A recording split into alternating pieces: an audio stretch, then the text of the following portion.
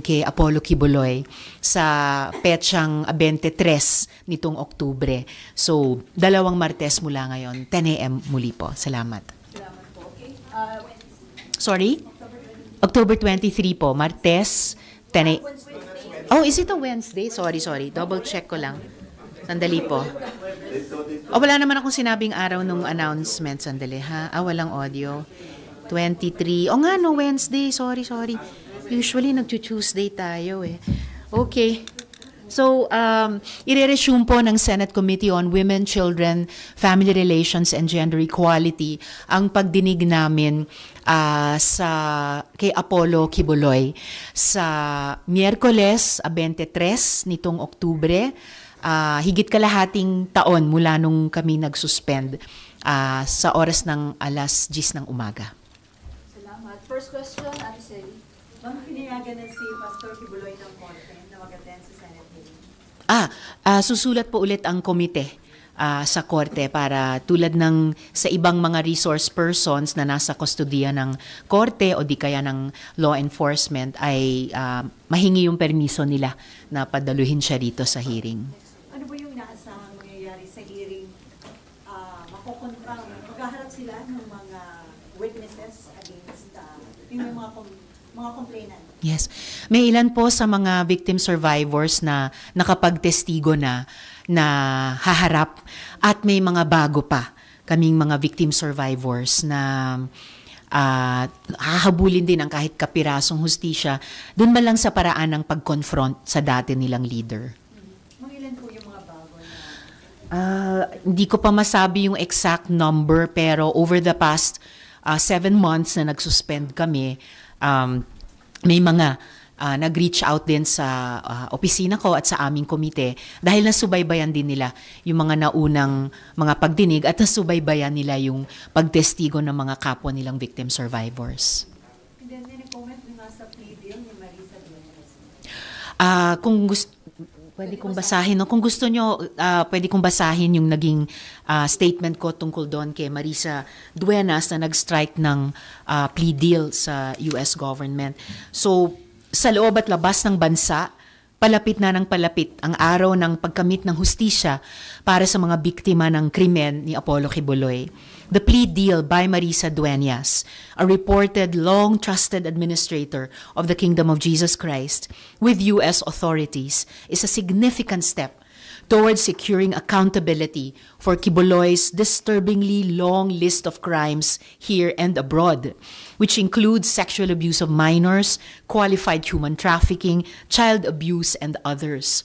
As chair of the Senate Committee on Women, Children, Family Relations, and Gender Equality, I also hope that Ms. Duenas, given her position in KOJC, would be open to participating in our continuing investigation on the various allegations of abuses and criminal acts by Kibuloy. Sana tulad ni Ms. Duenas ay makipagtulungan na sa ating otoridad ang iba pang kapwa-akusado ni Kibuloy. Sana ay pakinggan nila ang kanilang konsensya at isiwalat na ang buong katotohanan at ang lahat ng kanilang nalalaman. I urge the Department of Justice to extend all necessary legal assistance to any co-accused or any other person willing to cooperate towards attaining justice for the many women, child, labor, and other victims of Kibuloy's crimes throughout the years. Dapat managot si Apollo Kibuloy at ang kanyang mga kasabwat sa kanilang pang-aabuso sa kababaihan, kabataan, at iba pang vulnerableng miyembro ng lipunan. So, invited siya sa hearing on October 23 and nag-express ba ng intention na mag-participate sa hearing? Sa pagkaalam ko, hindi pa siya nag-express ng intention na mag-cooperate, pero pag-uusapan namin sa komite kung pwede nga namin siyang imbitahin given the circumstances. At susulat na po kami sa korte sa susunod na linggo. And then, last question from my end. Ma'am, doon sa inyong naging executive session with Alice Gool last Wednesday? Tuesday? Tuesday po. May bago ba na na-share na information na si Alice Gool? Naging worth it naman po yung more than 1 hour nyo na executive session with Alice? More than 1 hour nga eh. Pero hindi pa rin completely worth it. Hindi pa rin sulit na sulit. Dahil wala rin masyadong maraming bago. May ilan na mga kapirasong sinusubukan pa naming i-follow up in open hearing. So no more executive session with Alice Go, ma'am? Looks like no more executive session with Alice Go or Go hopping. Okay, next si Victoria Tulad po. PBS. Hi, ma'am. Hi. Ang sabi po ni Senator JV kahapon, meron daw bagong names na sinabi si Go dun sa executive session. Can you confirm lang po? Yun yung bahagi sa mga kapirasong ilang mga bago na yung ibang kapiraso no naririnig namin dati. So, para maging mas sulit, mas worth it, yung time hindi lamang ng komite pero ng publiko na sumusubaybay dito, sa huling pagdinig dito laban sa POGOs ay susubukan na naming ipin down yung katotohanan tungkol dyan at ang kaugnayan yan sa paano tumakas si Guo Huaping, sino yung mga taga-gobyernong tumulong sa kanya, at ano ba yung sa mahalagang issue ng espionage ang ma-establish namin. Kasama na yung mahalagang input nung nakaraang hearing ng NICA. Ma'am, nung last hearing, medyo shocking yung participation ni Mary Ann Maslog Yes. dito kay Go. Do you think dapat papanagutin po ang PNP Intelligence Group kasi binigyan siya ng access, binigyan siya ng authority? Yun yung isang fina-follow up pa namin kung ano yung naging papel ng PNP Intelligence Group dito sa saga ni Guo Huaping at kung ano din ang maisasagot nila sa amin sa komite sa aming mga tanong. So kasama yon sa ilan sa importanteng huling itatanong at kukuhanan ng sagot ng komite sa last hearing. So invited po sila, ma'am, sa next hearing? Invited po sila. So you're looking into their possible liability rin po? We're looking into their possible liability or otherwise yung kabuuang naging papel nila dito sa aming investigasyon laban sa POGO at pati na yung ano ba ang papel ni Guo Huaping sa lahat ng ito. Ma'am, sabi ng BI, si Go Huaping ay possible lumabas daw po through a private hangar or private airstrip. Meron po ba kayong information about it? Mas inaasahan ko pa at iniintay at pagbabatayan ng mas conclusive yung complete report ng Bureau of Immigration na sinabi ni OIC Viado kahapon na kukompletuhin pa nila. So hopefully within the next few days. Thank you. Next si Raymond. Political Ma'am, handa na ba kayo makatrabaho sa Senado si Pastor Kibuloy? Ang masasabi ko lang po, talagang magpakita naman sila ng konting hiya. Ang bibigat po ng mga kasong inihaharap sa kanya, trafficking, abuse, various forms of abuse laban sa mga bata at iba pang mga vulnerableng sektor. Ganong katagal siyang tumakas sa batas, nakakuha pa talaga ng kung anuman para ihain ang sarili bilang isang mambabatas. Gayunpaman, mas nagtitiwala ako sa kakayahan ng ating mga kababayan at magiging kapwa botante sa susunod na taon na huwag bigyang daan ang ganyang klaseng kandidatura. Kasi ang dapat iboboto ay mga lawmakers, hindi po lawbreakers. Okay, next si Agatha, Billionaire TV.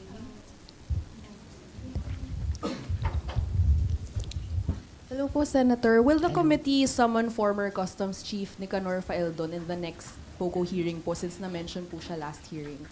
Pinag-aaralan din po naming imbitahin siya dahil yan yung salita, pangalang nakasulat sa papel ni Mary Ann Maslog at binanggit pa in full ni Guo Huaping na Nick Faeldon daw. Okay, next, Mav Gonzalez, GMA7. Hi, Ma. Hi. Hi, Ma'am. Ayan. Sumagot na po sa inyo yung DFA about your request po about Shi Jiang po. Sa pagkaalam ko ay in the process pa rin sila ng pagbigay ng instruction o gabay sa ating embahada sa Bangkok dahil nga hindi naman ordinaryong preso itong si Shi Jiang. So bibigyan nila ng gabay yung embahada given the diplomatic concerns. Pero panghahawakan ko at aasahan ko yung assurance na ibinigay ng DFA sa hearing na gagawin nila ang lahat ng posible given yung of course yung status nila bilang gobyerno at yung relationship nila sa gobyerno din ng Thailand, na gagawin nila ang lahat na kaya makapag-establish ng contact kay Xi. Dahil di umano, may hawak siyang mga importanteng impormasyon na may kinalaman sa pambansang seguridad ng ating bansa. Ma'am, kung halimbawa po hindi mapagbigyan yung request natin kay Xi, how will this affect po yung investigation? Will it discredit all the spy allegations against former Mayor Go? Not at all. Regrettable kung hindi tayo makaka-establish or hindi ang gobyerno makaka-establish ng contact kay Xi. Pero parallel doon ay naalala nyo, many hearings ago, nabanggit ko na po na dun pa lang sa ocular inspection namin sa Pogo Hub sa Bamban, isinabi na sa amin noon na may mga anggulong interception ng Philippine government communications at hacking ng Philippine government websites na nagmumula dun sa Pogo Hub sa Bamban. Kaya nga't unang lumitaw yung anggulong possible espionage. And napakahalaga po ng mga inputs nga ng NICA nung nakaraang hearing. Sabi nila may 3 silang parallel efforts na ginagawa tungkol kay Guo Huaping at tungkol sa mga gawain niya dito sa ating bansa, kaugnay sa Pogo at iba pang aspeto, at binigyan na nila ng payo o babala ang lahat, hindi lamang ng mga institusyon sa gobyerno, pero lahat nating mga mamamayang Pilipino na maging mapanuri at mapagbantay tungkol dito sa mga possible foreign covert operations. Next, si Daniel, PTV. Good afternoon. Ma'am, first dun kay Alice, nabanggit nyo nung nakaraang hearing yung Yang brothers. Yes. Sinasabi nyo na Chinese agent or Chinese spy. Sino po ba dun sa 3? Yun yung itinatanong ko kay Tony Yang na resource person na pagkatapos siyang maaresto sa Cagayan de Oro Pogo Hub doon. Dahil yung pinakita naming mga dokumento at screenshot sa kanya ay nagpapakita na yung 2 kapatid niya ay dumalo bilang delegado sa isang congress ng mga overseas Chinese na organisado ng Communist Party of China, dun mismo sa China. Yung isa pang pinavalidate ko sa kanya, bagamat pinabulaanan lamang niya, ay yung isang ulat ng I forget the exact name now, pero isang report tungkol sa overseas crime na merong isa sa mga kapatid na Yang, ayaw lang niyang kumpirmahin kung yung middle brother nila na si Michael Yang o yung bunsong kapatid nila na si Hongjiang Yang ay meron talagang kinalaman sa Pogo-related at espionage-related na mga criminal syndicates. Pero ma'am, na-establish niyo po ba kung sino, or meron ba kayong hula kung sino doon sa 3? Ang hula lamang ay isa sa kanila or yung 2 dahil may isa na binabanggit doon sa ulat na yon tungkol sa overseas crime at yung 2 ay nandun bilang delegado sa Chinese Communist Party sponsored conference sa China. Ma'am, last na lang kay Kibuloy. Apa. Ma'am, do you think napapanahon na amyendahan talaga yung batas na huwag nang payagan yung mga ganyang halimbawa may kaso ng human trafficking? Tingin nyo ba right time naman para amyendahan po? Actually, hindi po kayo yung unang nagtanong sa akin yan. Mayat-maya sa mga araw na ito, mga kababayan natin nagtatanong din. And maybe it's something na dapat pag-aralan namin dito sa Senado at ng counterparts namin sa House bilang bahagi ng pagsulong pa ng mga electoral reform. So, ganyang mga posibleng amyenda sa Omnibus Election Code. Dagdag lang dun sa pinag-uusapan natin kanina, yung inattenda ng 2 kapatid ni Tony Yang ay ang 10th National Congress of Returned Overseas Chinese and their relatives. Dinaluhan ng mga delegado mula sa 109 na bansa. Thank you, ma'am. Okay, next po si Amor, Newswatch Plus. Hello po ma'am, good afternoon. Ma'am, about Mary Ann Maslog po, ma'am, paano po ba siya naimbitahan? Bakit po siya in-invite sa hearing na Right. inaalala ko rin, inimbita namin siya bilang resource person dahil soon or right after siya inaresto ng NBI, lumitaw sa sarili niyang mga statements na kilala daw niya si Guo Huaping, kilala daw niya si Mayor Kalugay. Nakipag-meet na daw siya sa kanila at meron siyang gustong gawin para sa kanila na I guess yun yung lumabas sa hearing na gusto daw niyang kumbinsihin si Guo Huaping mag-surrender kahit pagkatapos na siyang maaresto. So, yun. Sorry ma'am, ano po yun? Parang affidavit po niya nung naaresto siya? Media reports tungkol sa mga statements niya nung pagka-aresto sa kanya ng NBI na hindi ko alam kung bakit sinabi niya, pero sinabi niya na meet na niya sina Guo Huaping at Mayor Kalugay at meron siyang gustong gawin para sa kanila or kanya o kaugnay niya o nila. Si Senator Jinggoy po said he has unverified info na possible na isa po si Maslog sa tumulong daw po kay Alice Go na makatakas. Have you received that information as well? It's a piece of information we're also looking at, yung sinabi ni SP Pro Tempore Senator Jinggoy. May we know more details about that, ma'am? Meron na po ba kayong mabibigay? Paano po siya tumulong kay Alice Go? Raw information pa lang kasi. So sa mga susunod na linggo bago yung huling hearing, yun yung isang aalamin talaga namin. Kasi in a way, at kaugnay pala ng isang naunang tanong, sorry, nalimutan kong banggitin, isusulong pa, kung hindi man maikokompleto, yung isang naging parallel na pagdinig nung Committee on Justice Subcommittee, particular dun sa pagtakas ni Guo Huaping. And a number of senators have said na hindi daw po pwedeng pagkatiwalaan yung mga sinasabi ni Mary Ann Maslog. But ma'am, will she still be invited sa next hearing? And paano po ninyo tinitreat sa committee yung lahat ng mga sinasabi niya?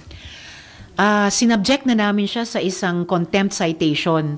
So bagamat in the custody na siya at pa rin ng NBI, at least on the record, yung pagtingin sa kanya ng Senado bilang resource person na in a way contemptible at contemptuous yung behavior niya at yung kanyang mga sinasabi. So halos lahat namin ay nakapagsabi, hindi talaga kapani-paniwala yung mga pinagsasabi niya.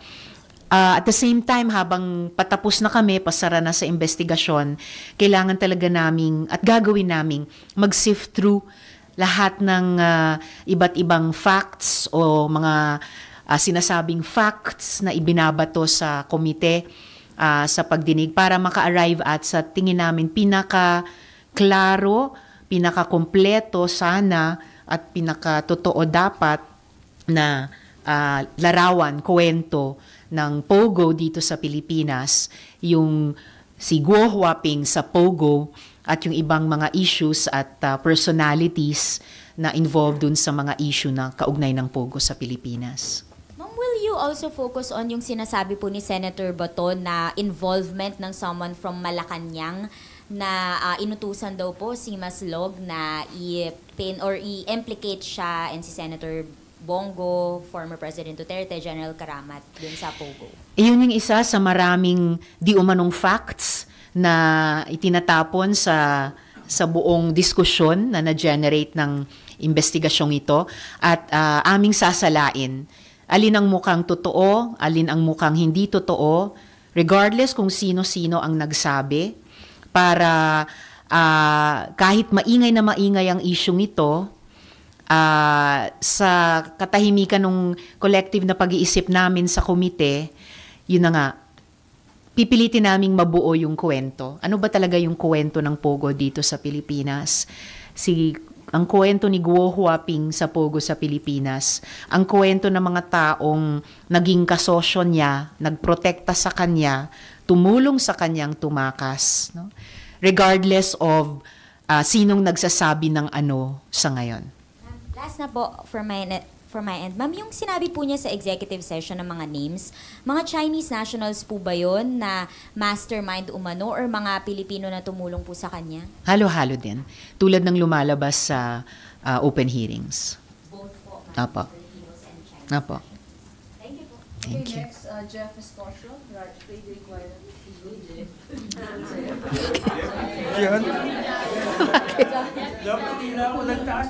Ma'am, good afternoon po. Ma'am, tanong ko lang po, yung sa revelations ni Go Waping dun sa ano nyo, dalawang executive sessions, sabi niya kasi, biktima lang din ako, nagamit lang din po ako, sabi niya, parang ano po ba, kapani-paniwala po ba na talagang biktima lang siya, nagamit lang po ba siya?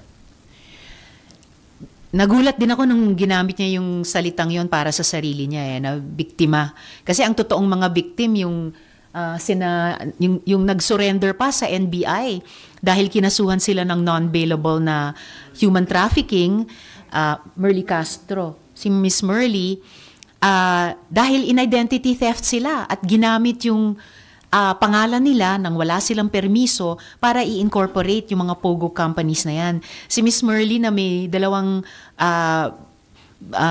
bata pang anak na kung hindi magbabantay yung isang kapatid niya, mag-isa sa bahay habang pauwi yung asawa niya mula sa probinsya. Yun ang totoong mga biktima.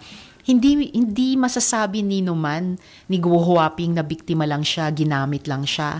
Maaring ginamit siya ng iba, yung mas malalaking fish kaysa sa kanya, pero hindi siya small fry. Kung mid-level man siya, mataas na mid-level siya at fully accountable siya sa kanyang mga ginawa.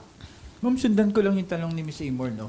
Yung kay Maslog, ma'am, pwede bang pagdudahan na patay ka na, bumangon ka, tapos biglang ang dami mong revelations, parang squid tactics o diversionary tactics po ba yung ginagawa niya? Huwag niyo sabing squid tactics, baka may magalit. The joke. Talagang hindi siya kapanipaniwala. Pero gaya ng nabanggit ko kanina, maaring meron siyang squid tactics na ginagamit, baka maaring may ilang pirasong buhanging totoo. So yun yung kailangan naming timbangin sa pasara ng investigasyon at lalo na pagsulat namin ng committee report na regardless sa kung sino ang nagsabi ng sa pamamagitan ng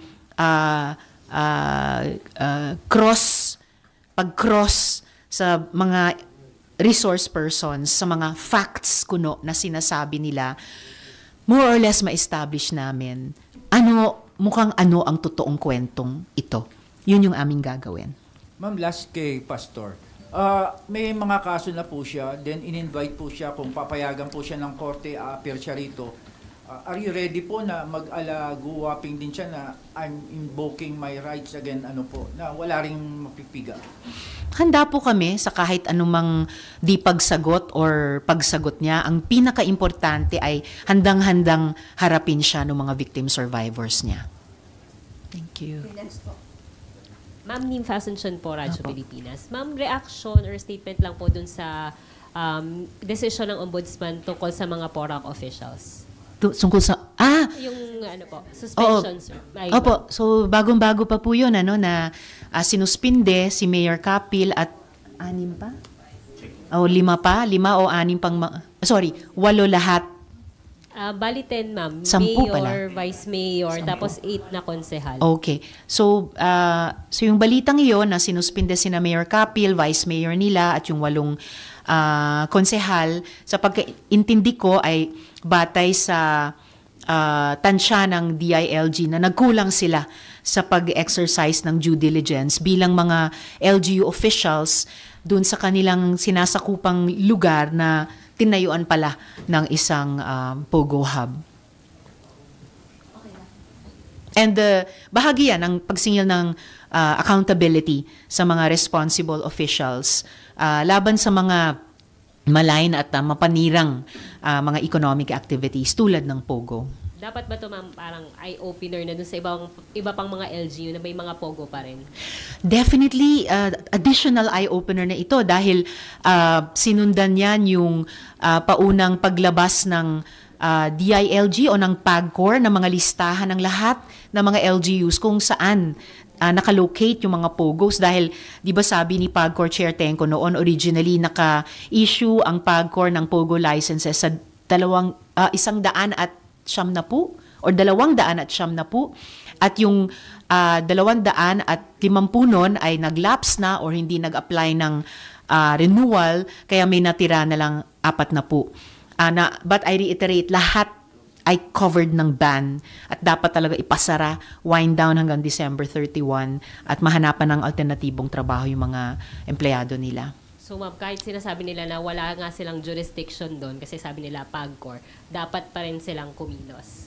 Dapat ang PAGCOR? Ang LGU. Oh, definitely. Dapat pa rin kumilos noon ang LGU, lalo na't lumabas doon sa pag-aresto at pagtatanong kina Cassandra Leong at hindi pa nga syempre malocate si Duan Renwu at mapaharap siya sa investigasyon na kaduda-duda din ang pag-operate ng Lucky Star 99 pati ang Whirlwind Corporation tulad ng pag-operate nung 3 kumpanya sa Pogo Hub sa Bamban, yung inaalam namin sa Cebu at may bago na namang raid sa Cebu at yung Pogo Hub din sa Cagayan de Oro.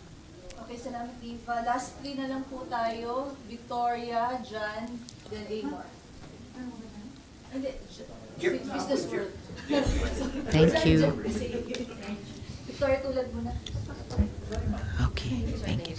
Ma'am, sorry, habol lang po uli. Doon sa Apo. PNP Intelligence Group pa rin, how would you describe lang po yung ginawa nilang pagbibigay ng access at ng authority kay Maslog, even allowing her to go into the custodial center? Acceptable po ba? Above board po ba?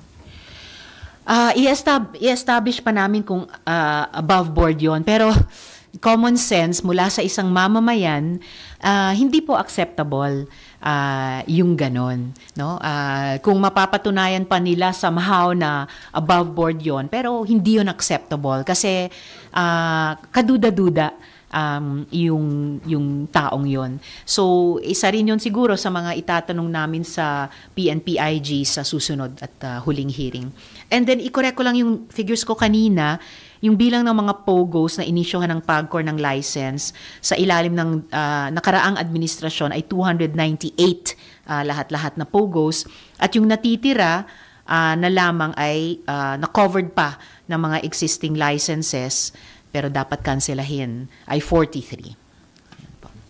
Okay, next, John, Business World. Good afternoon, ma'am. So a while ago, SP Escudero said that there are no permanent plans to keep the U.S. missile system here in the Philippines amid China's aggression in the South China Sea. So are you in favor of keeping this as a deterrent, or are you more in favor of the Philippines pursuing a code of conduct with ASEAN and other regional bodies? The latter and other complementary measures. Matagal na nating sinusulong yung Code of Conduct in the South China Sea at kung di ako nagkakamali, lahat ng mga member nations na nakapalibot sa South China Sea ay gusto. China na lang ang ayaw kasi ayaw niya ng multilateral process. Gusto niya na i-bilateral tayo, bawat isa sa atin. Siya ang pinakamalaki. Paano naman magkakaroon ng parity pag bilateral? Mas pantay talaga, mas mabunga kapag multilateral.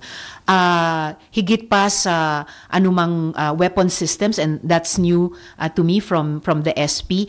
Tingin ko, para talagang ibalik natin sa captain's wheel yung diplomacy, saka yung political action ng gobyerno natin with the modernization ng armed forces bilang naka-reinforce sa political at diplomatic, mabunga na paramihin pa yung mga joint maritime patrols ng ating mga coast guards, navies, katumbas ng Bureau of Fisheries and Aquatic Resources, pati yung mga mangingisda ng iba't ibang claimant nations dito sa buong South China Sea. Plus, yung naging batas na pinirmahan just the other day, pagpapatupad talaga ng Self-Reliant Defense Program Act para magkaroon tayo ng domestic capacity talaga, depensahan ang sarili natin bilang backup sa pinaka-importante at tingin ko pinaka-effective pa rin, political and diplomatic action bilang bahagi ng isang malaking alyansa ng maraming bansa at regional formations at dumadami pa sila na kumakampi sa atin vis-a-vis China sa ilalim ng UNCLOS at dahil sa tagumpay natin sa Hague. Thank you, ma'am. Sabi niyo patapos na yung hearing on illegal POGO. How many Yes. more hearings? Isa na lang po. Actually, yung kahapon dapat yun yung huli eh. Kaya lang sumabog yung Al Jazeera documentary at yung Mary Ann Maslog. So isa na lang po. Para isa na. Po? So, last na talaga. Unless meron na namang dumating doon na namatay at nabuhay na magmuli. Oh. Isa-schedule pa po namin. Opo. Mas mauna, ma'am, yung kay Pastor. Mauna na muna yung pag-resume nung kay Apollo Quiboloy. Oo, kasi kailangan namin ng konti pang oras para ipin down yung mga loose threads. Gusto namin pong mabuhol ng maayos-ayos yung investigasyon namin laban sa Pogos. So, complete na ba, ma'am, yung mga information para makakuha kayo ng committee report? More or less, at least hindi man 100% to a decent degree, masettle namin yung iba't ibang, sabi namin, mga importanteng issue kaugnay ng Pogo. Okay, more last one. More or less sa nakaraang dalawang executive sessions, more or less how many names ng mga Filipinos and Chinese yung napangalanan po ni Alice Go? And does it seem to you na nagsasabi naman siya ng totoo dun sa executive session? Halo. Halong totoo, halong di totoo. So pati yung mga pangalan ay sinisigurado pa namin. Kaya hindi ko mabilang kasi hindi ko alam kung alin doon ang totoo. Ilan doon ang totoo at ilan ang hindi totoo. Basta pag na-finalize namin yung committee report, sasabihin namin kung sino doon yung tingin talaga namin. Hindi lang batay sa sinabi niya, pero batay sa sinabi niya at yung iba pa naming nakalap na mga ebidensya. Ang mga perpetrators ng Pogo dito sa Pilipinas, ang mga kasabwat sa pagtakas niya. Mga may 10 po ba na mga names siyang Or less. So, yeah, 10 or less.